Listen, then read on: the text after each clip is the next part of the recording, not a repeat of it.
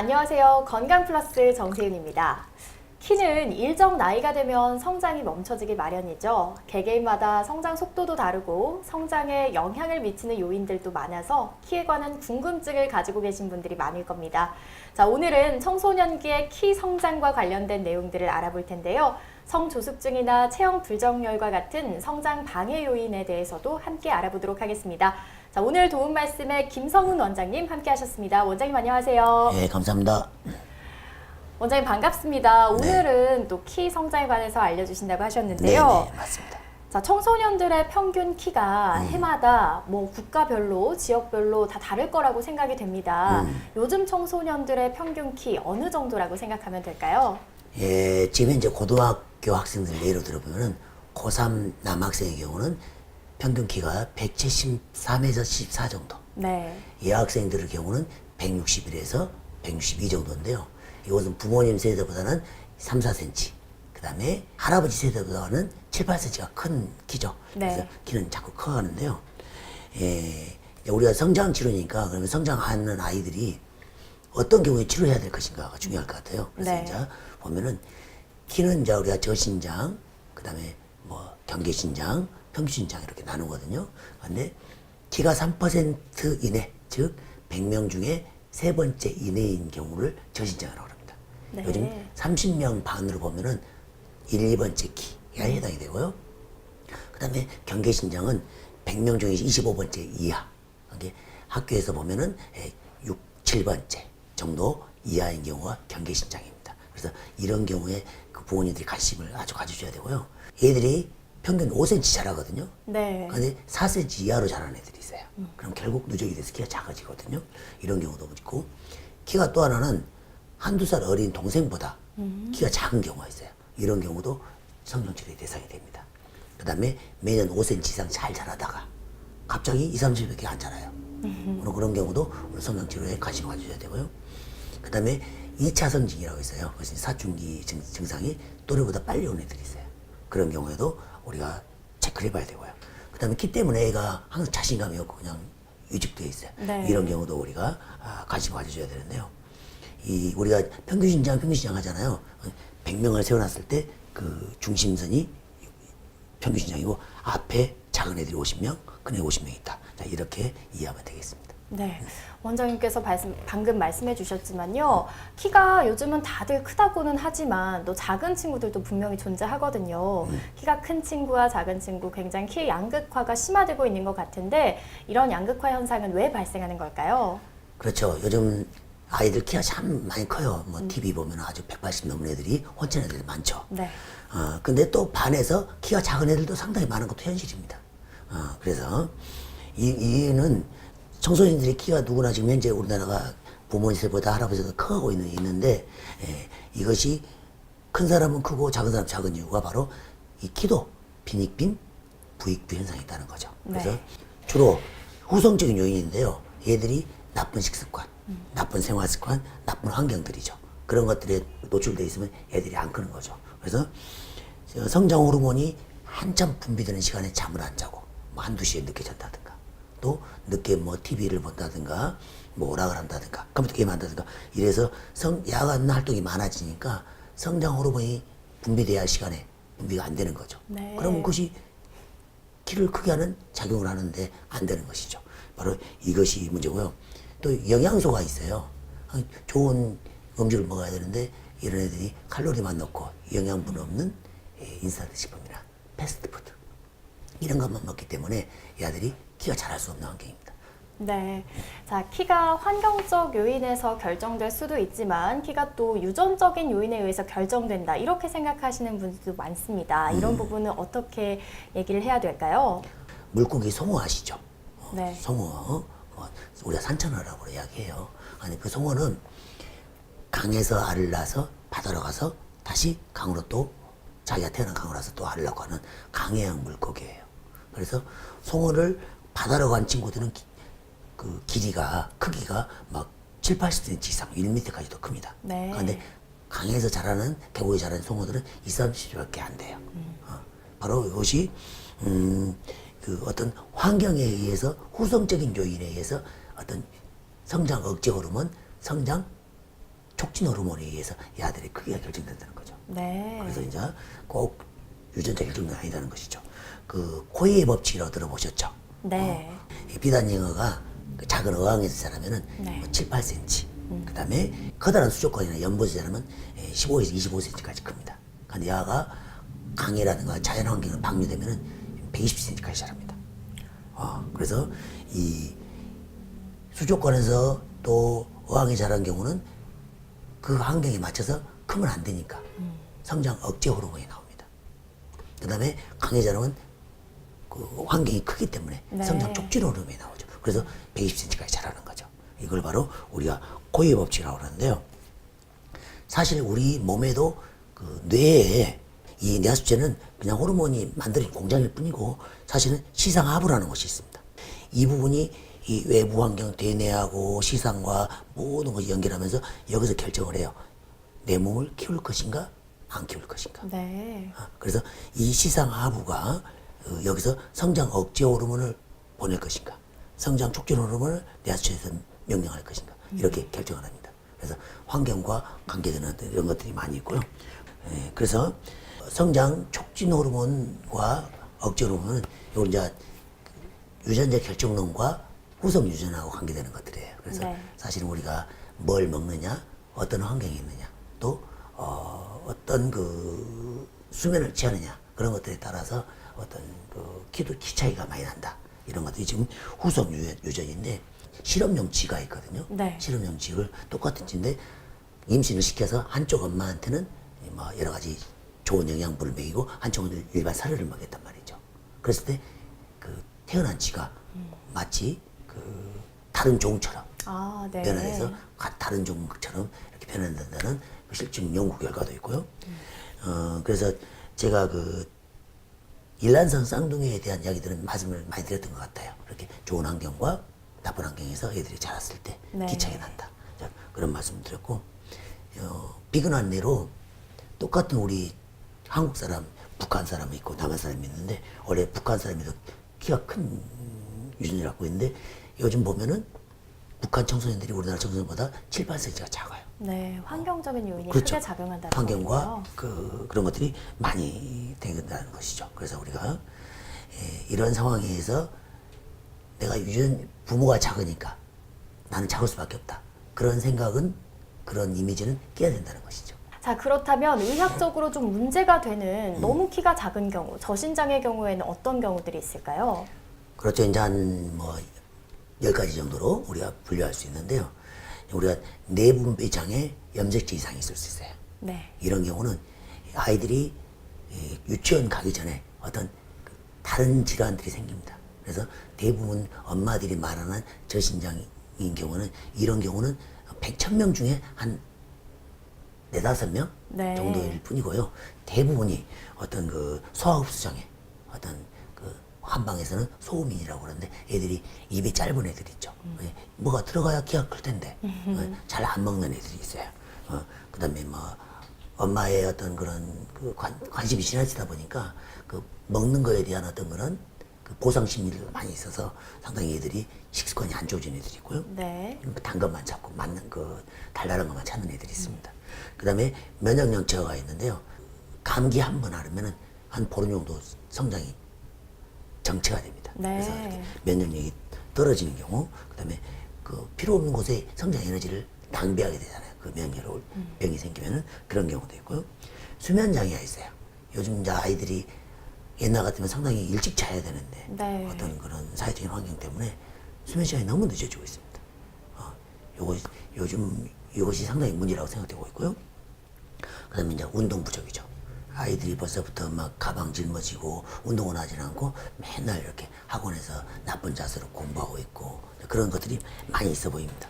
그다음에 열성 성장 장애라고요. 어떤 그런 요즘 뭐 홍삼 많이 먹이고 그러지 않습니까? 그것 때문에 얘들이 열이 막 올라옵니다. 그래서 그 열 때문에 운동 부족과 겹치면서 그 열이 많으면 온실 증후군이라는 증후군이 생기거든요. 네. 열 때문에 온실에서는 모든 작물들이 빨리 자라고 또 빨리 열매 맺고 그러지 않습니까? 그렇듯이 이 온실 증후군이 요즘 애들한테 상당히 문제가 많이 있어 보입니다. 그다음에 성조숙증, 식생활이라든가 생활습관, 환경 때문에 성조숙 환자들이 많이 늘어나고 있어요. 그래서 요즘 막 초등학교 여학생 같으면 4학년 때도 초경하는 애들도 있고요. 네. 상당히 문제가 있어 보이고요. 그 다음에 비만증. 칼로리는 많지만 영양분이 없는 그런 일사드십 때문에 비만해서 성조숙이 또 처리되는 경우가 있고요. 네. 그 다음에 운동 부족이라든가 어떤 그 자세 때문에 얘들이 반드시 알아야 되는데 네. 뭐 측만증이 생기거나 오다리가 있거나 거북목이 생기거나 이런 애들도 너무 많습니다. 그래서 이렇게 우리가 분류를 해볼 수 있겠습니다. 그래서 정확한 저신장에 대한 정확한 원인을 파악해서 대처를 해야 되지 않을까 생각됩니다. 네, 저신장의 원인에 대해서도 조금 하나씩 짚어주셨는데요. 네. 자, 그렇다면 우리 성조숙증에 대해서 좀 알아보고 싶습니다. 키성장의 방해 요인 중에 하나라고 하던데 네. 성조숙증 어떤 증상일까요? 키를 작게 하는 10대 원인 중에서 요즘 가장 이슈화되고 있는 것이 성조숙증입니다. 네. 그래서 이제 성조숙이라는 것은 사춘기를 알리는 그 2차 성징이 또래보다 한 2년 정도를 빠른 것을 성조숙증이라고 하고요. 네. 1년 정도를 빠른 것을 성조숙과 경향이 있다고 합니다. 그래서 그만큼 키가 클 수 있는 시간이 짧아지는 거죠. 짧아지는. 그렇죠. 그래서 여아의 경우에 유방 발육 있죠. 유방 발육 시작이 초등학교 4학년 정도에 시작돼야 되는데 네. 2, 3학년에 시작돼. 또 남아의 경우는 4, 5학년에 고환이 이제 새끼도 그만하다가 이렇게 엄지로 손톱으로 커지는데 네. 이것이 6학년 정도에 그래야 되는데 4, 5학년 정도에 발생된다든가 이런 것들이 그 성조숙입니다. 그래서 여아의 경우에는 키로 말하면 140cm 정도가 되면은 가슴 몽우리가 생겨야 돼요. 네. 근데 그 이하에 더 작았는데도 네, 키가. 이제 그때 그 유방이 형성되든가 남자는 150cm 이상이 된 다음에 고환이 커져야 되는데 그 밑에 고환이 커진다든가 이렇게 볼 수 있고요. 보통 2년 정도 빠른 것을 성조숙이라고 하고요. 그 다음에 이 그림에서 보면은 성조숙이 생길수록 남자나 여자나 성장하는 기간이 짧다. 그 다음에 성조숙이 아니고 정상으로 될수록 성장하는 기간이 길기 때문에 어려서는 초등학교 3, 4학년, 5, 6학년 때는 조숙 있는 애들이 커 보여요. 네. 그러다 거기서 안 커버리는 거죠. 그렇지만 정상적인 발육인 애들은 그때는 좀 작아 보여도 중학교, 고등학교 가면서 또 키가 확 커집니다. 그래서 결국 키가 커지는 형상이 되는 거죠. 근데 여기서는 단순히 키뿐만 아니라 오장육부도 잘 튼튼하게 자랄 수 있는 기회가 작아져서 다른 병도 많이 생긴다는 그런 것들이 있고요. 네. 이걸 좀 더 현실적으로 말하면 성조숙이 있으면은 예를 들어서 2차 성장이 나타나고 2, 3년 정도 지나면 성장판이 닫아지고 더 이상 키가 안 커지거든요. 근데 만약 2년 정도 빨리 성조숙이 왔다. 네. 그러면 9에서 10cm가 마이너스가 되는 거죠. 아, 1년 정도 성조숙이 왔다 그러면 4, 5cm 정도 마이너스 되는 겁니다. 그만큼 상당히 4, 5cm 정도면 키에 대해서는 상당히 큰 의미를 갖고 있기 때문에 성조숙증은 좀 예방을 하는 것이 좋지 않을까 생각됩니다. 네, 그렇군요. 2차 성징이 그럼 또래보다 조금 더 빨리 나타나게 되는 성조숙증, 발생하는 원인도 궁금합니다. 정상적인 경우라면 우리가 여아의 경우는 4학년 이상, 남아의 경우는 5학년, 6학년 때 이렇게 2차 성징이 나타나야 되는데 그것도 바로는 아까 말씀드렸다시피 환경, 먹거리, 그 다음에 사회 환경 그런 거하고 관계되거든요. 그래서 식생활의 먹거리가 요즘은 옛날에 비해서 지방지름식이 많아지고 그 다음에 인스턴트 식품이 많아지고 이런 것들이 이 조숙을 이야기하고요. 그 다음에 자연환경이 변하는데 많이 따뜻해졌어요, 우리나라가. 그래서 북반구일수록 사람들이 키가 큽니다. 그렇게 이렇게 그 남반구라든가 이렇게 그 적도 지방일수록 키가 작거든요. 네. 그래서 우리나라가 온대화되면서 상당히 키가 작을 수 있는 요인들이 생기고 그 다음에 또 우리나라의 요인인데요. 아이들이 어떤 인터넷이라든가 TV라든가 그래서 성인 문화의 조기 접촉 이런 것들도 이 성조숙의 원인이 되고 있기 때문에 상당히 문제를 일으키고 있고요. 방금 전에 인스턴트 식품이라든가 운동 부족 이런 것들은 열성 성장 장애를 이야기합니다. 네. 열성 성장 장애 이야기하는데 열성 성장 장애는 온실종이라고 말씀드렸고 온실에서는 모든 작물들이 빨리 자라버리고 빨리 열매 맺고 더 작게 크게 되게 됩니다. 그래서 네. 이런 온실종들을 볼 수 있는 것은 우리가 체열 진단이라고 있어요. 그걸 해보면은 얘들이 원래는 얼굴하고 가슴이 차가워야 되는데 가슴 얼굴이 빨갛게 체열 진단이 나온 경우들이 있어요. 그래서 네. 작은 애일수록 열이 많다. 이런 경우를 우리가 볼 수 있었습니다. 그렇군요. 자, 성조숙증에 대해서 좀 알아보고 있는데요. 그렇다면 2차 성징이 나타난 것을 빨리 좀 발견을 해야지 그렇죠. 저희가 치료를 할 수 있을 것 같습니다. 어떻게 확인할 수 있을까요? 성조숙증은 이제 부모님들이 이제 집에서 알아봐야 하잖아요. 이제 우리들은 여러 가지 검사를 하기 때문에 잘 알 수 있지만 네. 부모님들이 집에서 아이들의 그 성조숙에 경향이 있는가 그것을 볼 수 있는 몇 가지 방법이 있습니다. 얘가 가슴 몽우리가 또래보다 빨리 생겼거나 그다음에 또 몽우리가 생겨서 아프다는 애들도 있어요. 네. 그다음에 또 머리 기름이 생긴 경우가 있어요. 이제 페로몬 때문에 그런 경우는 머리 기름이 생기고 나서는 보통 한 1년 정도 있으면은 적용하는 경우가 있고요. 그 여아의 경우는 냉이 팬티에 묻을 수 있어요. 그런 경우는 6개월 이내에 적용을 할 수 있습니다. 그런 것들을 부모님들이 잘 관심 가져주셔야 되고요. 그 남자의 경우에 고환이 새끼 손톱만 하다가 갑자기 이렇게 엄지손톱으로 커지는 경우가 있습니다. 그다음에 음낭색이 살색이 하다가 짙은 색으로 변합니다. 이런 경우도 성조숙의 증상이 그 성징의 증상이고요.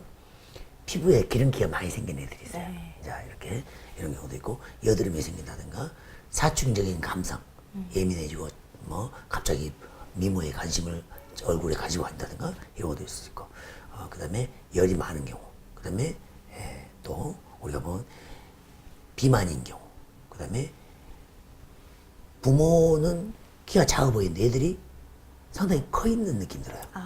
그렇죠.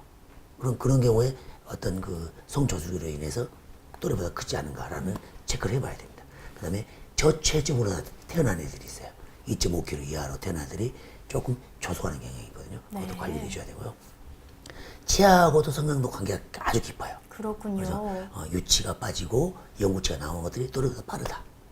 그다음에 부모님이나 어떤 주변에서 친척의 성조숙의 경향이 있었다. 네. 그다음에 운동하는 거 싫어하고 움직이는 거 싫어한다.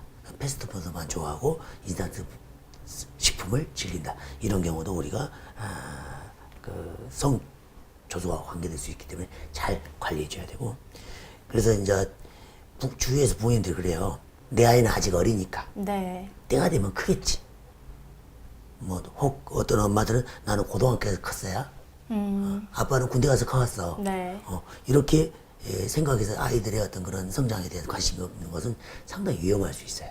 그래서 예전에 부모 세보다 애들이 성장 발육 속도가 빠르기 때문에 자, 부모님들이 초등학교 입학하거나 그러면은 성장도 또 뭐 뼈 나이를 체크해 본다든가 그래서 관심을 가져주고 이렇게 매년 그 우리가 키 체크하듯이 네. 성장도 체크해 주는 것이 좋을 것 같습니다.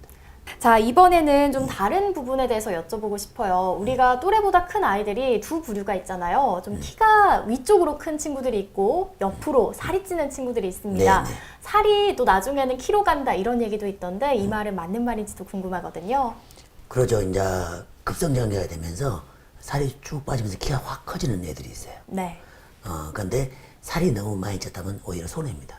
우리 할머니들이라든가 그 말씀은 일면 맞는 말인데 이 성장 호르몬이 두 가지 작용을 해요. 이 뼈를 잘 자라게 하는 것도 있지만 네. 체지방을 분해도 해요. 그래서 호르몬이 키로만 가야 되는데 다른 일에 쓰이잖아요. 성장 호르몬이. 그러면 손해지 않습니까? 그래서 이것이 그런 면들이 있는데 비만은 아이들은 초등학교 저학년 때는 좀 커 보입니다. 네. 한마디로 비만 때문에 지방이 많다 보면 여성 호르몬의 합성이 빨라집니다. 성 호르몬에. 네. 그래서 한마디로 조숙이라는 거죠. 그래서 야가 조숙하기 때문에 초등학교 저학년 때는 크다가 초등학교 고학년 때는 이제 잘 안 크고 오히려 고등학교 중학교 가서는 키가 더 또래보다 안 커버리니까 네. 이렇게 작아지는 경우가 많이 있죠. 그래서 비만은 여학생들 경우에 30에서 35kg가 넘어 있다. 초등학교 저학년 때. 네. 그러면은 체중 부담 때문에 키는 커 보일지는 몰라도 이것은 지방의 그 에스트로겐의 합성 때문에 조숙이 나타나기 때문에 그때는 크지만 나중에는 안 간다. 그래서 부모님들이 꼭 체중이 35에서 35kg 넘어가는 경우는 관심을 가져줘야 됩니다. 네. 그래서 뇌하수체에서 성장 호르몬이 나온다고 했지 않습니까? 자, 마찬가지로 또 아이들이 그 비염이 있는 애들이 있어요. 비염이 있으면 바로 코 위쪽에 뇌하수체가 있거든요. 네. 이것이 이제 코 숨 쉬면 이것이 그 뇌하수체를 싸고 있는 그 동굴이에요. 코와 관계되는 이 부분에 그 순환이 안 되면서 뇌하수체에서 성장 호르몬이 안 나오는 원인이 되기도 합니다. 그래서 이 아이들 비염도 상당히 중요한 성장의 방해 질환이다라고 말씀드릴 수 있겠습니다. 자, 그렇다면 이번에는 자세에 대해서 알아보고 싶은데요. 자세가 바르지 않으면 키가 잘 크지 않는다는 또 말도 있더라고요. 이런 네. 말은 맞는 말인지도 궁금하거든요. 자세가 이제 얘들이 이러고 있으면 키가 커 보이는데 네. 이러고 있으면은 작아 보이죠. 그렇죠. 이렇게 이것을 내가 의지적으로 이렇게 할 수 있으면 좋은데 뼈 자체가 굽어서 안 펴지는 애들이 있어요. 네. 그것을 이제 이렇게 틀어진 애들도 있고요. 이걸 측만증이라고 그러고. 네. 또 다리가 많이 길어질 때 오다리 때문에 작아 보이는 애들도 있겠죠. 그렇죠. 그래서 이렇게 또 상하체 비율이 안 맞는 애들도 있어요. 그래서 우리가 아무리 키가 커도 삐뚤빼뚤하다면 보기 싫습니다. 네. 키가 좀 작더라도 반듯하게 균형이 맞아 있으면 건강하고 보기도 좋습니다. 그러듯이 이렇게 애들이 뭐 측만증이 있거나 또 그 어깨 높이가 안 맞는 뭐 네. 이런 증상이 있거나 그다음에 이렇게 거북목이 있거나 그다음에 오다리 또 이런 것들이 있을 때는 우리가 이제 이것도 같이 치료하면서 애들이 보다 그 키도 잘 크게 하지만은 똑바르고 바르고 멋있게 크게 하는 어떤 여러 가지 준화 치료라든가 운동 치료도 같이 겸하고 있습니다. 자, 그렇다면 이제 마지막으로 오늘 주제에 대해서 관심을 가지고 보고 계신 시청자분들 계실 텐데요. 우리 시청자분들에게 또 당부하실 말씀이 있다면 한 말씀 부탁드리도록 하겠습니다. 지금 현재 우리가 주제가 성장 억제 호르몬 중에 있어서 키가 안 자라는 애들이 있다면은 이 환경을 없애고 성장 촉진 호르몬의 환경으로 만들어서 아이가 부모님의 유전적인 한계를 넘어서 더 잘 크게 구성 유전적으로 해서 환경과 생활과 생활 습관을 조정해서 하는 이야기를 하고 있습니다. 네. 아이들의 키는 일생에 딱 한 번이죠. 한 번뿐인 키죠. 그래서 지금도 부모님들이 뭐 내가 작으니까 너도 작을 것이다 라는 어떤 그런 그 생각을 가지고 키 키우는 것을 포기하는 경우도 많이 있어요. 그래서 키의 유전적인 요인은 25%, 23%밖에 안 되고 나머지가 후성 유전과 관계되는 80% 이상이 가까이가 후성 유전과 관계됩니다. 그런데 그런 것을 자신감을 가지시고 아이가 또래보다 키가 작다면 유전적인 것이라고 생각하고 포기하지 마시고 성장 억제 호르몬의 환경이 있는가를 잘 파악하고 이것을 어떻게 하면 성장 촉진 호르몬의 환경으로 아이를 만들어줄 것인가 이런 그 생각을 하는 것이 좋을 것 같고요. 부모님이 아는 만큼 아이의 키도 더 잘 클 수 있다는 그런 생각을 가지고 있습니다. 그래서 이제 이러한 노력으로 아이에게 단순한 키 몇 센치가 아니라 자존심과 또 꿈을 키워줄 수 있는 기회가 됐으면 하겠습니다. 네, 지금까지 청소년기의 성장에 관해서 다양한 궁금증 김성훈 원장님과 함께 풀어봤습니다. 원장님 오늘 말씀 고맙습니다. 감사합니다. 자, 오늘 살펴본 것처럼 청소년기의 성장을 방해하는 요소, 참 다양한 요인들이 있는 것 같은데요. 이런 부분에 해당하지는 않는지 건강을 해치는 요소들만 잘 관리를 하더라도 훨씬 더 건강한 성장기를 보낼 수 있을 것 같습니다. 지금까지 건강 플러스 정세윤이었습니다.